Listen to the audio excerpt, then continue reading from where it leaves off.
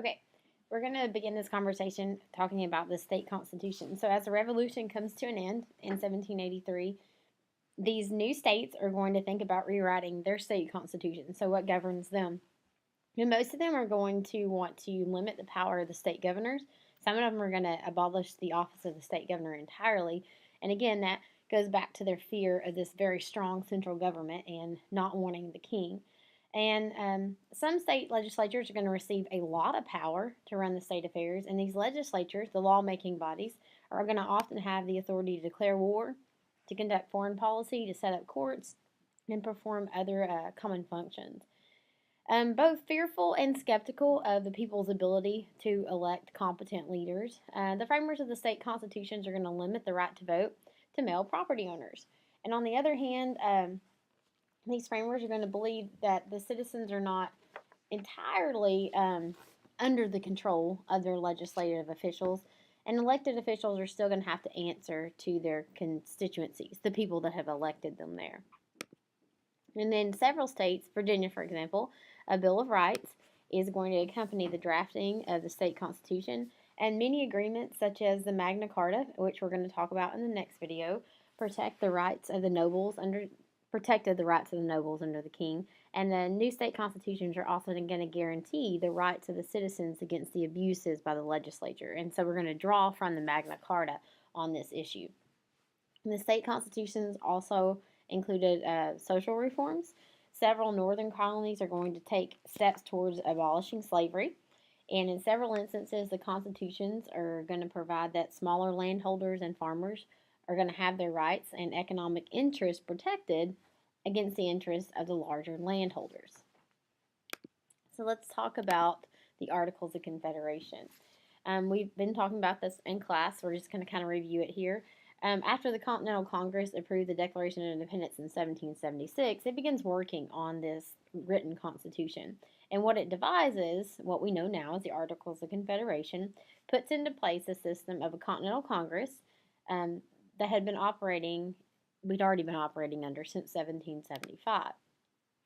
And there's no president, there's no national executive.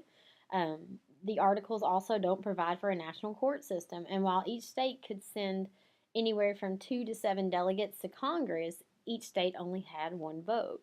And depending on the importance of the legislation, the articles require the consent of 7, 9, or all 13 states in order to pass things. And although the Continental Congress approved these articles in 1777, it's going to take almost 5 years for the states to finally ratify them. Several states held claims to territory in the Northwest Territory. 5 states did not. And the states without the claims are going to refuse to ratify the articles until they receive share of the territory. And eventually, the states without the claims compromised with the states that do have claims to the territory in the West, and the final holdout states will ratify the articles in 1781. So this becomes our Constitution by 1781. The lack of centralized power, this lack of a president, characterized the shortcomings of the government under the Articles of Confederation. And it was what some call a firm league of friendship, that we're going to ask them to do things, but we can't demand that they do things. And they designed as a sort of a loose alliance. These articles are going to allow any one of the 13 states to retain its sovereignty, remember its independence, and the national government had no way to enforce national law or to compel the states to do much of anything that they wanted them to do. And so that becomes problematic, and we'll see why in just a minute. So let's look at the provisions of the articles. I'm going to go ahead and put all these up on the screen so we can look at them as we go through. And the colonists that were still fighting British during the American Revolution when these articles are written did not want to create a government that included a strong central authority. And that makes sense when we look at why we were fighting the American Revolution to begin with. And instead, they want to ensure that the states would have sovereignty over the national government. So the states would be able to kind of boss the national government around, so to speak. And therefore, the national government had little power to enforce its own acts. And in order to assure equal political power between large and small states, congressional delegations had 2 to 7 members. And in Congress, each state only had one single vote. which again gives Rhode Island as much power as Virginia in this legislature. Congress did not have the power of taxation, but instead they had to rely on state legislatures to secure funds necessary to carry out government policies and acts. They could ask them for money, but they certainly couldn't require that they pay. The Articles of Confederation did give the national government certain powers. Congress had the authority to declare war and conduct foreign affairs. And in addition, the national government could define weights and measures, establish a system of currency, and act as a final arbiter in disputes between states. So, kind of as the umpire, the mediator, so to speak. And anticipating that Canada might want to join this confederacy, the framers pre-approved Canada for membership. We were a little wrong on that accord. And what were the accomplishments? I'm going to go ahead and put these up too so we can look at them as we talk through. And again, we've already been through these in class. Although many found fault in the weaknesses of the articles, the government created under the Articles of Confederation, it did make some significant achievements. Two of these being the Land Ordinance of 1785 and the Northwest Ordinance of 1787, as well as laying the basic framework for the United States and our eventual form of government, which we know is going to be the Constitution. So what was the Land Ordinance? Again, the Land Ordinance created an effective and equitable way for surveying and distributing land in the Northwest Territory, and the ordinance divided land into 6 square mile blocks, and these blocks were known as townships. And then they further went into 1 square mile sections, and the land was parceled for sale at $1 per acre. And in addition, the ordinance reserved certain sections for establishing schools, as well as for raising revenue for the national government. And they also set aside 3 of those parcels of land for people who had fought in the American Revolution. And then the Northwest Ordinance provides for the formation of no less than 3 and no more than 5 new states from this Northwest Territory. It also allowed for the establishment of territorial and later state governments in the region. And eventually, we'll have 5 new states from this territory: Indiana, Illinois, Ohio, Michigan, and Wisconsin. They were going to be created out of this Northwest Territory. And the ordinance prohibits slavery in the Northwest and called for fair dealings with the Indians. This clause that prohibits slavery is going to be revisited later, especially as we move towards the Civil War, and we'll talk about that. All right, let's look at the weaknesses of the Articles of Confederation. Again, something that we've already done in class. I'll put all these up here so we can talk about them.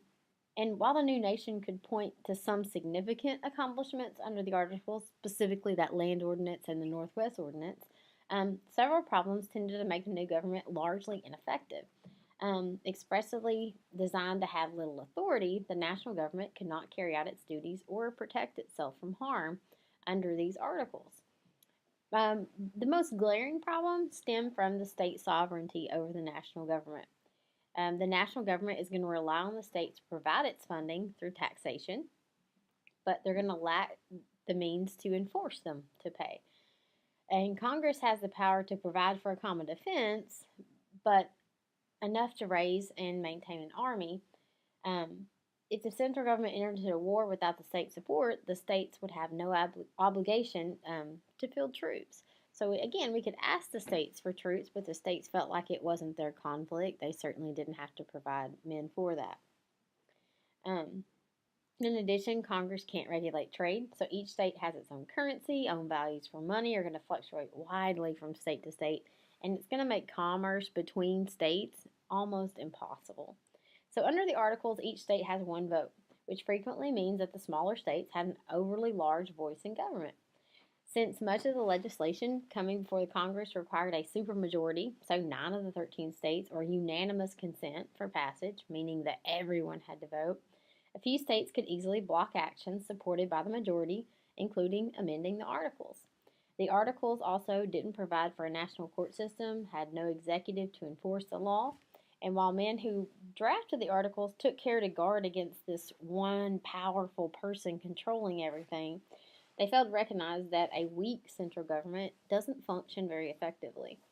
It's only going to be a matter of time before there's an event that's going to happen that shows us just how ineffective these Articles are, and it's going to highlight the need for revisions for this form of government. So what was that? Shaggy's Rebellion. Again, I'm going to put all these things up here so we can talk about them as we move along. Frustration over the government's inability to handle economic problems are going to erupt in Massachusetts. Again, remember, Massachusetts was a hotbed of action during the American Revolution. It's also going to be where we realize that the Articles of Confederation need to be amended, and later we just rewrite them completely. So, this is eventually going to be called Shays' Rebellion. The rebellion occurs when Massachusetts state legislature begins to pass tougher tax laws that requires middle-class farmers and others to pay taxes in gold and silver and not paper money. And the reason was, we have an old saying called "not worth a continental." The paper money wasn't worth anything, and so because it didn't have any value, they want them to pay in gold and silver. Well, farmers are going to protest by holding meetings, and the state government isn't going to back down. They call for revisions to the Massachusetts state constitution, and thousands of these angry farmers are going to march on the courthouses in their little towns. And a farmer named Daniel Shays leads one of these marches. And as the protests quickly escalate, Congress becomes concerned of these events that they think they're out of control, and they want to increase the size of the army to kind of put down these protests. But they're unable to do so because Congress finds itself powerless to stop the rebellion. The Massachusetts governor is going to take matters in his own hands. He's going to raise a militia and stop the rebels in an attempt to seize a federal arsenal in Springfield, Massachusetts. 4 farmers die and several other ones are wounded. These forces, under the governor of Massachusetts, crushed the rebellion. Shays manages to flee to Canada, and 2 other rebels are going to be hanged for their role in trying to shut down the federal government. Many rebels are going to lose their civil liberties for a time as a result of their involvement in this rebellion, this conflict. And by civil liberties, we mean like the right to vote. Okay, and most serious consequence of the revolt was that the leaders of the independence movement became concerned that the national government's inability to put down this rebellion endangers what we have gained during the American Revolution. And so many leaders of this independence movement are going to see that we need to do something. What if this happened in another state? Would the American government be able to help? And the answer is no. We didn't have enough money to raise army to send to Massachusetts to help them out. And so when these angry farmers marched to shut the courts down to keep them from taking their land because they can't pay the taxes, there's nothing that the federal government can do about it. So let's look at some discussion questions. Why did the government under the Articles first seem effective in the years immediately following the Revolution? What were the characteristics of state constitutions created during the period after the American Revolution? And think about the executive branch there. And what were some of the main achievements of the Articles? What were some of the major weaknesses that made these Articles ineffective? And what impact did Shays' Rebellion have on the concerns about government under the Articles? We're going to end right there today, and we'll pick back up tomorrow when we look at some of the influences on government.